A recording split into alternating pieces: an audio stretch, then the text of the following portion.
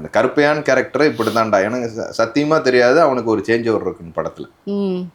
யாருமே சொல்லல, பாலா சாரே சொல்லல, நாளைக்கு ஒரு ஷாட் வைக்க போறாங்க, நீ ஃபுல்லா மூக்குல சிகரெட் இழுக்க போற அப்படின்னு சொல்லி நாளைக்கு வைக்க போறாங்கிறது எனக்கு தெரியாது. அதுக்கு முன்னாடி வரைக்கும் நான் எல்லாமே வந்து கண்ணாடியை போட்டுட்டு ஸ்லோவா, ஓ இப்படித்தான் மூளை அம்மாஞ்சி கேரக்டர் ஏன்டா சொல்லவே இல்லை அண்ணன், நீதான்டா வில்லன்னு யாரும் சொல்லக்கூடாதுன்னு சொல்லிட்டாரு போல. சசிகுமார் அண்ணன்ட்ட யாருமே என்கிட்ட சொல்லல.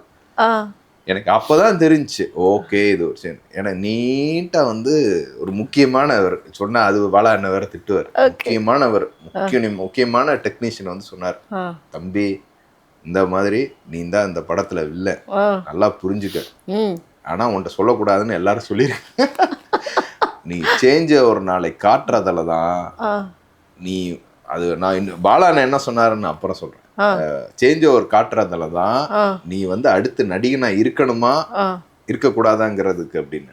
அதுக்கப்புறம் தான் மைண்ட்ல ஓடிச்சு, ஓ அப்போ இந்த படத்தோட டிரான்ஸ்ஃபர்மேஷன் இருக்கு அப்படின்னு சொல்லிட்டு 33 டேக்கு அந்த மூக்குல இழுத்தது. 33 டேக்கு. ஏன்னா மூக்குல இழுக்கணும், அப்படியே விடணும், வாயில அடிக்க கூடாது. சரிங்களா? எனக்கு என்னன்னா சிகரெட் அடிச்சு பழக்கமே அதுதான் கேட்க வந்தேன். ஆமா. ஸோ அதுல வந்து